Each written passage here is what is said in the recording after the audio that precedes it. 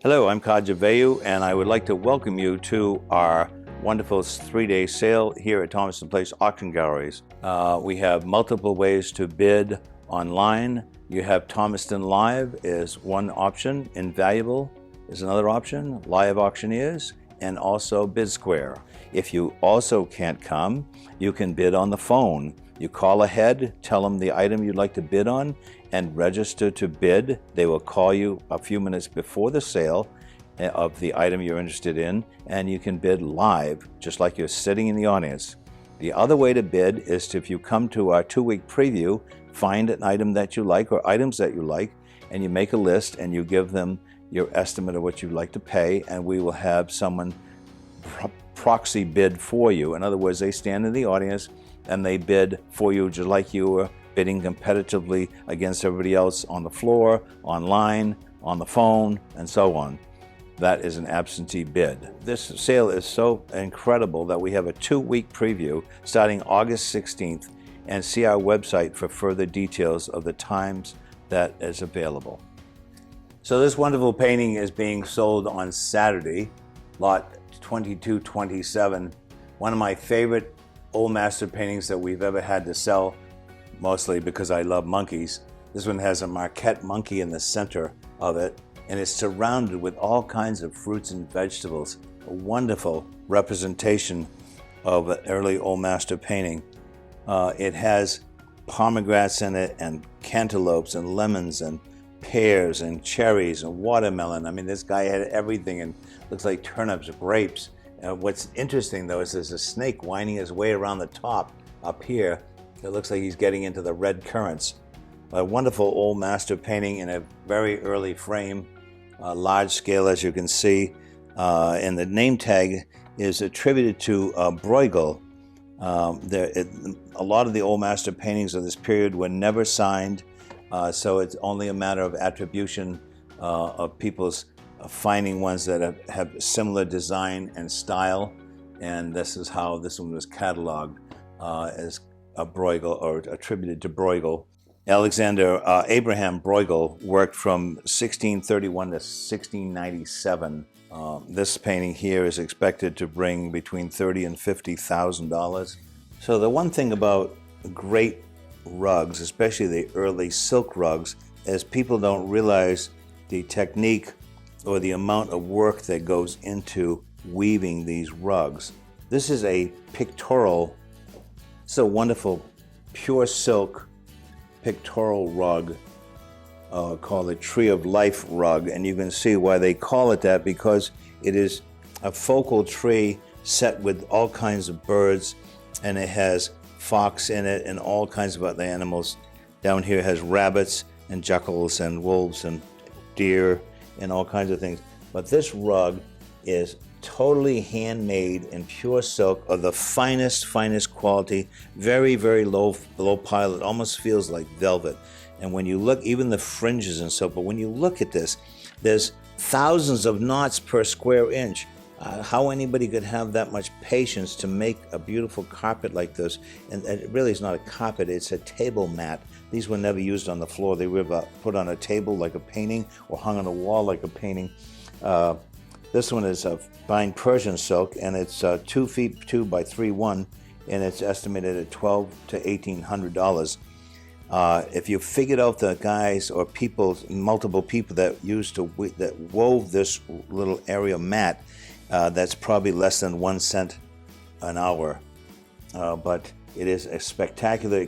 We have several great silk rugs from this family that can sign this from southern Maine. But this is one of my favorite rugs I've had because of all the animals and things like that. But you can imagine hanging this on the wall. See the iridescent shine to it when you tip it? That's because it's all silk. That's because the silk will have that sheen when you tip it to the light. Very, very desirable size, quality, it can't be beat. This is as fine a quality as you can ever get in a silk rug. I love lot 3001. We found this in a professor's collection up in Bangor, Maine.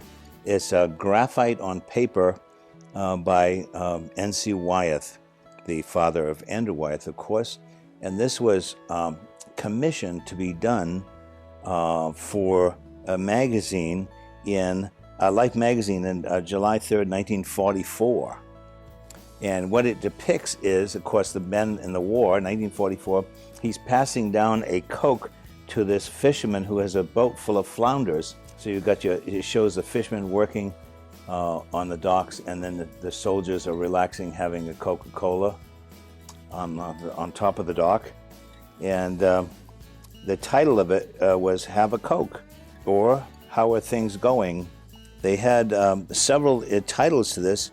It was commissioned by Paul Smith, DRC Advertising, inspired by Wyeth's Dark Harbor Fishermen. The image was used in Life magazine on July 3rd, 1944, and the Saturday Evening Post, June 24th, 1944, and National Geographic in August 1944. So it's a very famous picture, and a really superb example of the 40s artwork of N.C. Wyeth, and that one is estimated at 20 to 30,000. This particular item, 3002, is by Andrew Newell Wyeth. In the Georges Islands is the title. It's ink drawing on Strathmore paper, and it was done in 1940. So it's interesting that we're selling the father's work in 1944, and we're selling this piece here that's dated 1940. It says this drawing turns out to be a study for a tempera painting done by Andy in 1940. This painting is much the same as a pen and ink study, except the lone man sailing in the dory does not appear in the final painting. It's in a custom silver leaf frame with a silver leaf tag with the name and the dates and the title. It has an acid-free ivory mat with a silver leaf liner, beautifully framed. Again, this came from a professor's collection in Bangor, Maine, and this one is estimated at 40 to 60,000. I'm sorry, this is estimated 50 to 60,000. 50 to 60,000. So lot 3162 is an interesting story. A fellow has been following our auctions for years and saw that we handle a lot of great Maine artists and knew that I like William Zorach, and he shipped us this wonderful original maquette for the major bronze. This is the original plaster study called The Family. So what's great about the image of the Pioneer family is they use their family as the imagery. So you have William, this tall, strapping, handsome young man, with Marguerite Zorach, who became very famous in her own right for paintings and woven rugs, and the little daughter here, Dalla Vipcar, who became very famous for her paintings and cloth sculptures of animals, and Tessium, their son. So he was quite a bit older than Dalla at the time when they did this, evidently. But a wonderful image of the Zorach family, and it was the maquette or study for a major, major big bronze. This is the piece that was on the cover of the hardbound book by Zorach, which is going to go with the piece. It's 23.5 inches high. Its estimate is 5 to 7,000, and it'll be sold on Sunday along with all the other wonderful contemporary and older Maine artists. This is an original wood sculpture and assemblage done by Blackie Bernie Langley. He had a place over on the coast of Maine, which has now become a museum affiliated with Colby College.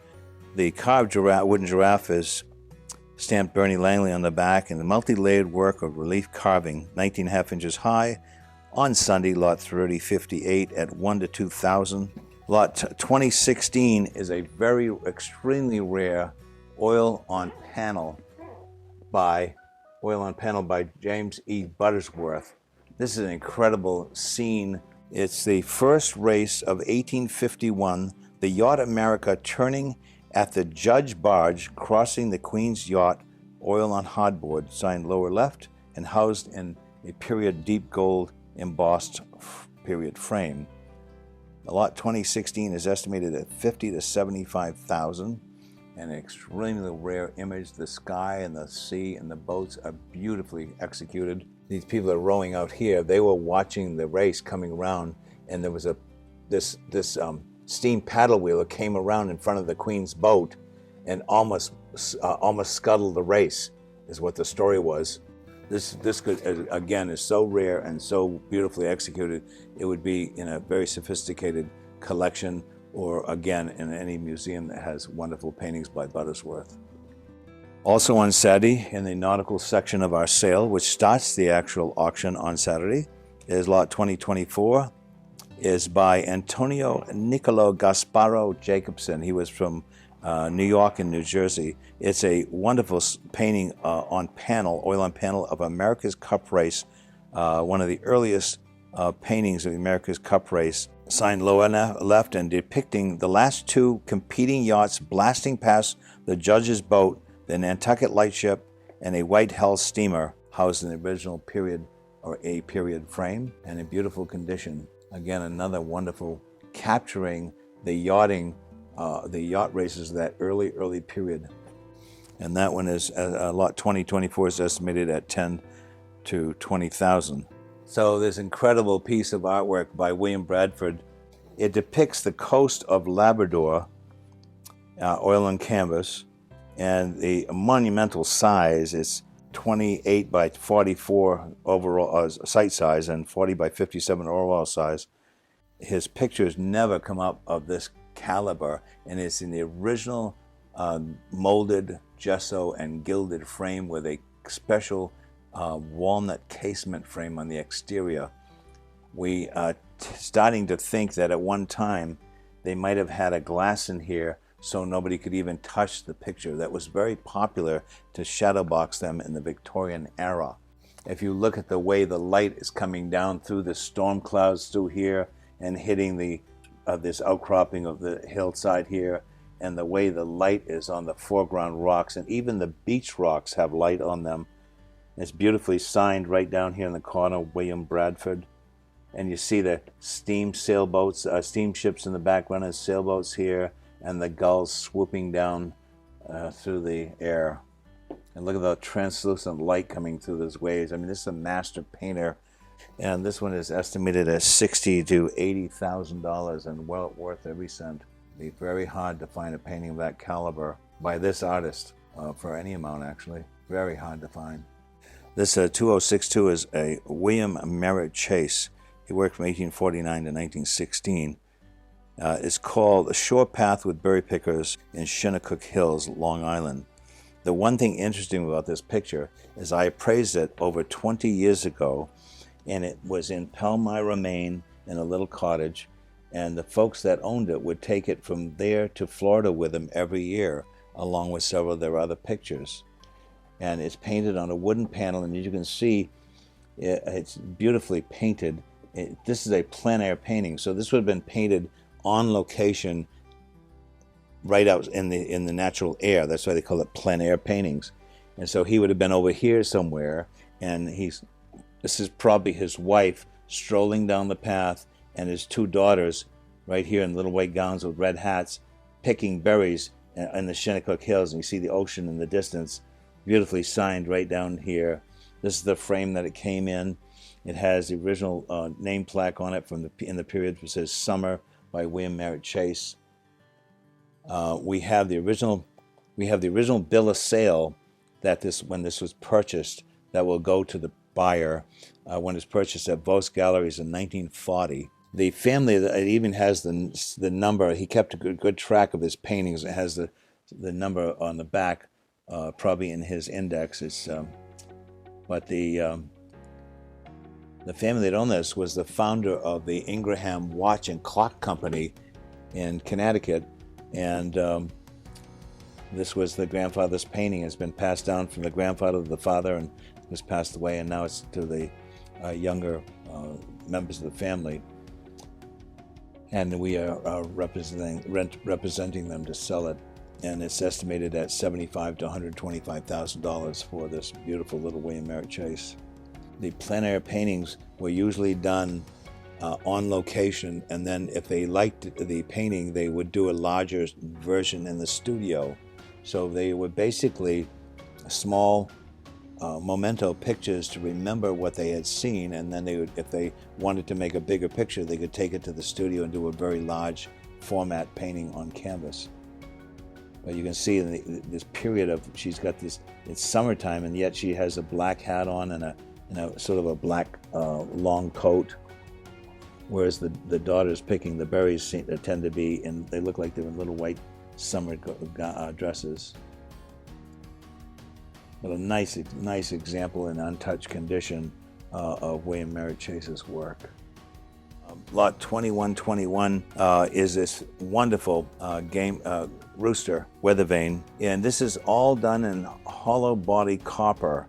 And the way these were done, they had to have a sculptor carve it out in wood, and then the metal workers would use the wooden mold to do the pressed copper exterior, and then they would seam them together with solder all down the seams like this. But they had to do all this tooling work, all had to be done by hand. So all this tool work is all done by hand, and usually they have, which this does, this has cast zinc feet. Look at the horns on that boy. This is a fighting guy. It's probably a gamecock weather vane, yeah. Anyway, these we have several weather vanes from the estate of the famous instructor of the Skowhegan School of Art and painter, William Cummings of Skowhegan, Maine. William Cummings of Skowhegan, Maine. This is also his 2125. This one has a molded tail. You can see traces of gold leaf coming down the side of his head and on the body here. And Bill must have had these custom stands made out of old tree trunk parts, and they look real nice on those like that. And these are estimated, I think, $1,000 to $1,500 a piece. 15 to 2. So that lot 2121 is 1,500 to 2,000, which is very, very reasonable for that picture, for that weather vane of the rooster. So in the Saturday sale, we're starting the sale with a wonderful collection of nautical items. One of the things that I haven't seen before is a large Liverpool transfer charger like this with American flag on it. We get a lot of the Liverpool pictures, but never get the chargers. They just didn't survive. And we also have amazing collection of marine paintings and other marine objects. One of the wonderful things that we have of the multiples of scrimshaw, this came out of an estate in Camden, is this large bull whale tooth engraved with a beautiful portrait of Lafayette. You'll notice down here it has a colored French flag with his sword coming through it. Spectacular whale's tooth. This came out of an estate on the ocean in Camden, Maine. Been in the family for years, and it has on the other side it has a presentation to the owner, and it has Benjamin Franklin with the American flag and his feather pen. It says, "Good luck to Mr. Ambassador." And so the ambassador to France was given this as a present, probably on his arrival or departure. Look at this battle of the dig area, American battleships. But the ones that are really, they're all big. So anything over 6 inches is fantastic in bull whale teeth. And look at this one here. This is lot 2036. This was done on the West Coast, and the guys these sailors are celebrating gold mining in the discovery of gold in California. And this inlaid with an original gold nugget that was found probably while they were digging for gold. See the shovels and the pickaxe and stuff? A wonderful little tooth. This is probably out of a sperm whale. And on the back it has a sailor hanging onto the raft, to the mast with an American flag on the back. Quite a wonderful tooth. This belongs to a doctor's estate from Damariscotta, Maine. Well, that's a really rare tooth. It did have zigzag and little circles. A couple of the circles are missing off the bottom. But a wonderful and rare tooth. This is, again, a large size whale tooth, very heavy. And the heavier and bigger they are, the more rare they are. But this is a whaling sloop or ship bringing up a huge whale on the side of the boat. And they're actually starting to dissect the whale. But this is what they call a polychrome tooth when it's in multiple colors in scrimshaw. We had 5 of these beautiful colored teeth come in from one family, and every one of them has the old number in ink on the back of them, but they are pretty spectacular. This one has the War of 1812 multiple ships, again in multiple color, beautiful big size. And this one is number 5, and that's number 2015. We're going to be selling this collection sequentially. So that gives you an idea of the scrimshaw in the sale, along with many other things. At the bottom here, there's a sea captain's liquor chest that would have gone to sea with him. It would have gin and whiskey and rum and so on and so forth in it, all his favorite drinks in the original metal-bound oak cabinet. Those are around from circa 1800 to 1820. I believe this came on a call bill from Colorado. We had to send a truck out to get this in Colorado. Well, the family and we agreed it should be sold in Maine, seeing it's by one of the famous Portland, Maine artists. Initial down here, H.B. Brown. It's Harrison Bird Brown, one of the great Prussian school painters out of Portland, Maine in the 19th century. It has the Portland headlight here with figures and interesting action with the boats going by. You have an American clipper ship here, sailboats out here, tugboat with figures on all the boats. This one's interesting because it has a French flag on the front boat, and the one behind it has an English flag, and another American clipper ship going by here. Beautiful condition, this picture right here. The way they handle the water in the foreground and the foreground rocks, and in this exquisite original frame. It's unbelievable. This original gold leaf frame with carved, shaped butterflies on each corner. You only would have had purchased a frame of this expense for a painting of that magnitude. And the estimate on that is $10,000 to $15,000 and worth every cent. This is probably one of the nicest Harrison Bird Browns we've ever sold in the last 50 years. Absolutely stunning picture. We had it had been in a house where there was by a fireplace, so we had to have it lightly cleaned to take off the film through the years that gets on things, and but just a spectacular picture. Lot 3238 is a wonderful 6-piece Gorham beverage set or tea and coffee service. It has the hot water pot or coffee pot, the teapot, the creamer, a covered sugar bowl, and a lot of times people don't know what this is. This is a waste bowl. So if you had tea bags or loose tea or loose coffee, you'd put the waste in the waste bowl. It has the original reticulated tray with it, and it has a lot of reticulation and repoussé work. The repoussé work all has to be done from inside the piece of silver to do this intricate scroll work and floral design. This is a lovely, lovely set right here. It is from probably around 1900, 1915, and it's estimated 6,000 to 7,000. And this heavy set, it weighs 255 ounces of silver. Spectacular set of silver. And Gorham is the manufacturer.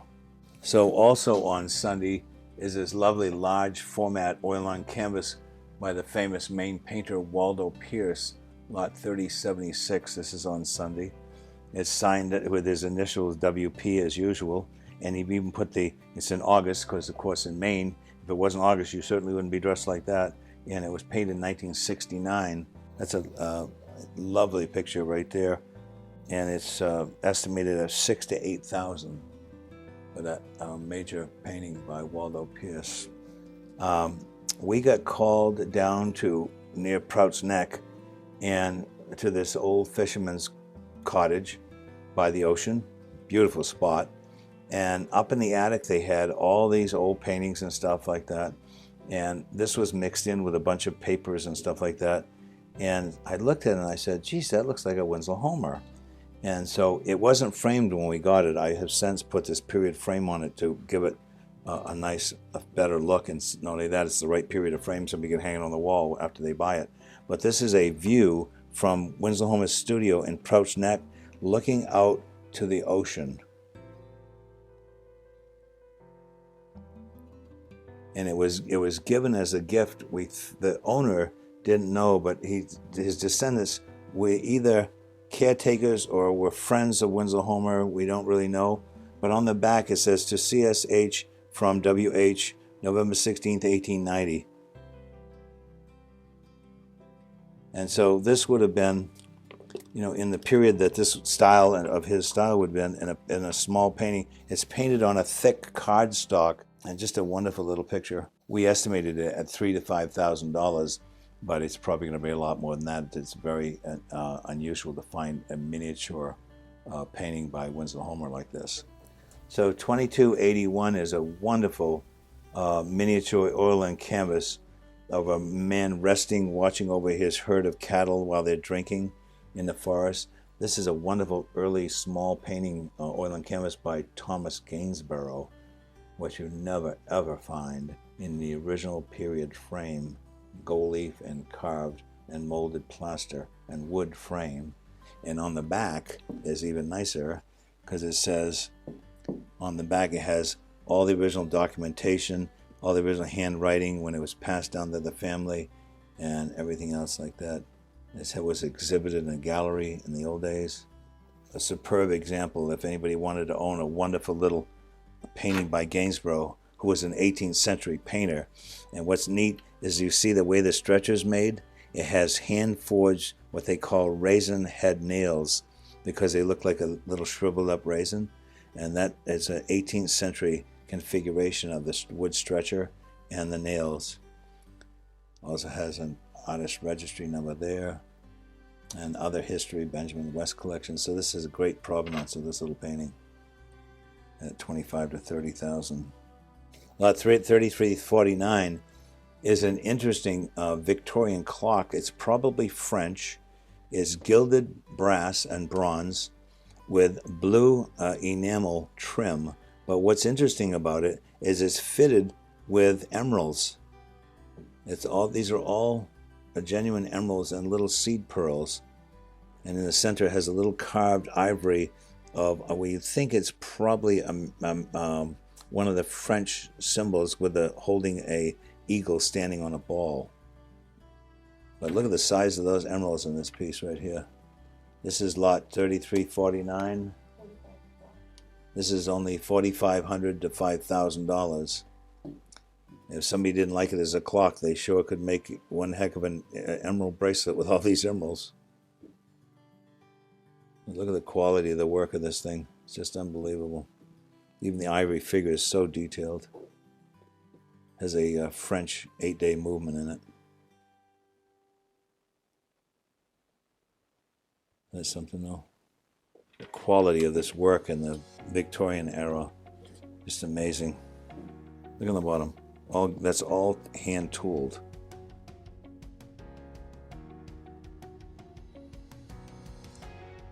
Oh yeah, that's great. So the one of the things about this clock is the Austrian clockmakers and designers of these objects of virtu, these fabulous decorative pieces like this. They often use a lot of gold leaf, a lot of jewels, pearls, and enameling like this. Never seen one with a sculpture in the center though, but a spectacular timepiece. And this would have been made right around, probably around, so it was made in Austria, that was after the war, so right after World War I. So from the house that had the Gainsborough and many other wonderful things in Bangor from this private collection, we got this little miniature oil on canvas portrait by Augustus Renoir in a wonderful hand-carved and gilded French Impressionist frame with linen liner. Very, very rare to find a miniature by Renoir of this caliber. And on the back, you can see it's held in, it's on a little tiny stretcher, oil on linen. And that's lot 2361 on Saturday, and that is $10,000 to $20,000. So lot 3303 is this wonderful miniature carved agate stone elephant with gold-rimmed ruby eyes, exquisite miniature carving in the Fabergé style, in a fitted box. He fits in his little custom box right there. And 3303 is on Sunday, $2,000 to $3,000 for that little guy, and worth every cent. The talent it takes to carve these hardstone figures in this detail is amazing. It's translucent. You can see the translucent color. Look at Billy. The translucence of the agate right there.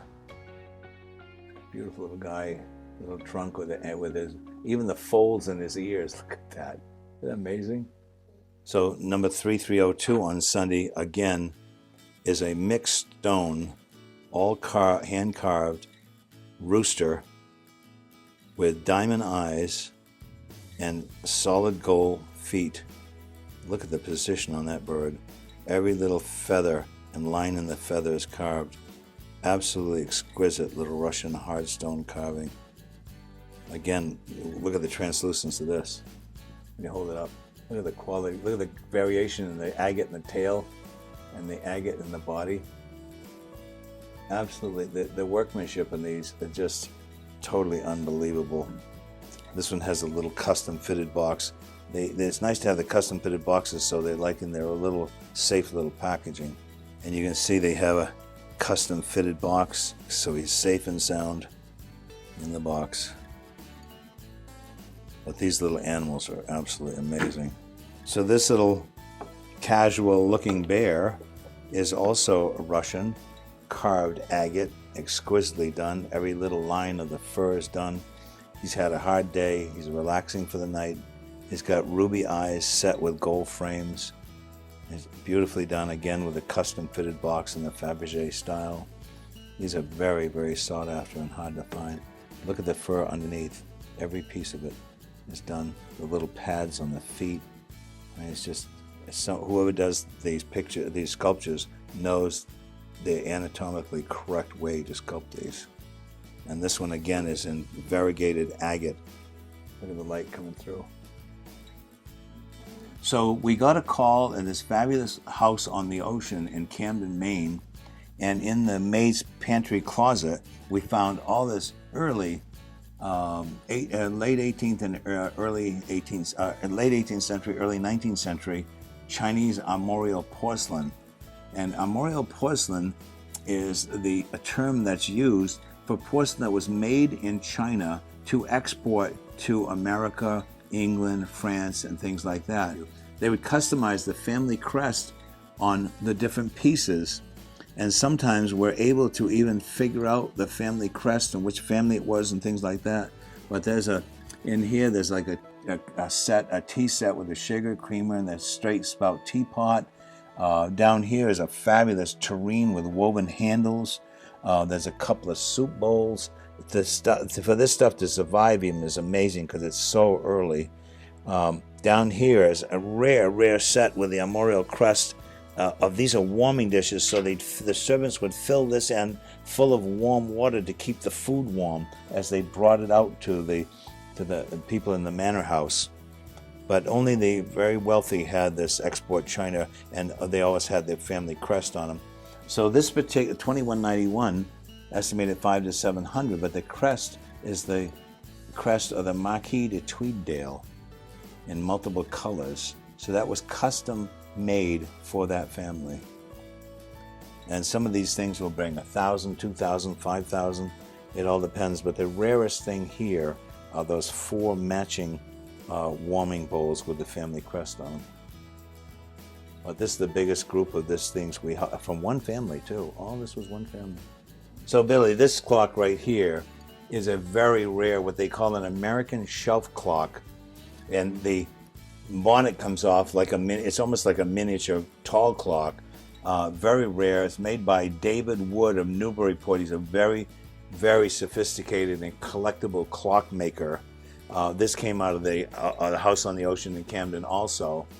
It has a carved crest with the brass finials. Unfortunately, the family didn't know where the center finial was, which is kind of unusual to have lost this. It might have been a height problem when they were trying to put it on the shelf and they took it off and the servants lost it or who knows what.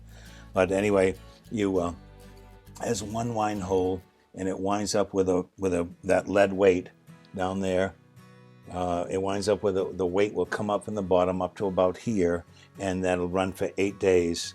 Has the original pulleys with it, the original key to open it, the original winding key, everything. It's estimated, so this clock is estimated at 10 to 15,000. So this piece right here is a rare piece that came in on Free Appraisal Day. It's a very special handmade sterling box with a amber finial made by George Jensen, the famous Danish silversmith. Has a little almost like fruit-like feet on it, and fully marked with the early Jensen mark. It's usually an entwined GJ for George Jensen. Now they have stuff that's made in America, but the stuff that's really highly collectible and the early things were made in Denmark, and that's the stuff the real big collectors want. This little box right here should bring somewhere between $7,000 and $9,000. In the past, they've brought as much as $15,000, $18,000 for the same image, but they're very hard to find a covered box, especially with this attached amber ball finial. It's all in hammered silver in here with a floral motif, and just a really spectacular piece and a rare example of George Jensen's craftsmanship in the workshop of George Jensen. This came in on Free Appraisal Day from a family in my old hometown from Winslow, Maine. 3154, this came in on Free Appraisal Day. Man had given, it was a presentation to Ted from Andy Warhol. It's signed on the front and the back, beautiful condition. It was in a folder, and we put it in shrink wrap so nothing could happen to it, and it stays perfect the way it was, but it is also has Andy's name on the back. This pop art is at $10,000 to $15,000. A very unusual piece for us. Chicken noodle soup he did, tomato soup, and many other kinds of soup cans. So lot 3375 on Sunday is extremely rare. Not only is it because of the shape, oval shape for a carriage clock, it's a repeater carriage clock, which means it strikes to the nearest minute or 5 minute or half hour or hour, depending on the mechanism. But what's great about it is on the top, it has a presentation to Surgeon Basil Norris, USA, in December of 1869. This man was the surgeon that attended Seward during the assassination. He was wounded during the assassination of President Lincoln. It has the original leather travel case, again with his name on it, right there, embossed in it. Original travel case with a complete history of the piece. So lot 3376 was found locally here in the Rockland area. It's a Civil War kepi that belonged to John F. Reynolds. He was the highest ranking U.S. officer killed at Gettysburg. It's signed inside by Reynolds with the rank of captain in the early form. It has with brass 8 placket badge from his 1861 creation of the 8th Pennsylvania Reserve Infantry, which became the 37th Pennsylvania Volunteers when nationalized in 1862. The 8th existed from April 23, 1861 to July of 1862. Felt with black leather visor, trim and crown, figural vent, remnants of the chin strap, retaining eagle buttons. The autograph inked on the inside strip adhered inside of the crown. It was in as-found condition. General Reynolds was killed on the first day of Gettysburg, the highest-ranking Union officer lost in the battle, estimated at $3,000 to $5,000 for this important historical piece. Lot 3382 is on Sunday, and it's a rare Abraham Lincoln appointment, a wartime appointment, Whitney Jones of Lansing, as assessor of taxes for the 3rd Collection District of the state of Michigan, dated 5th of August, 1862, and co-signed by the Secretary of the Treasury, Salmon P. Chase. This is a beautiful piece of historical autograph and documentation, estimated at $3,000 to $5,000. 3383 is a very rare 1860 campaign print by J.H. Buford's of the beardless Lincoln from Life Portrait by Thomas Hicks.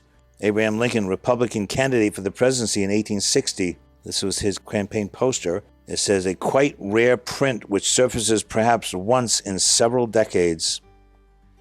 Has documentation on the back and estimated at $5,000 to $7,000 in beautiful condition.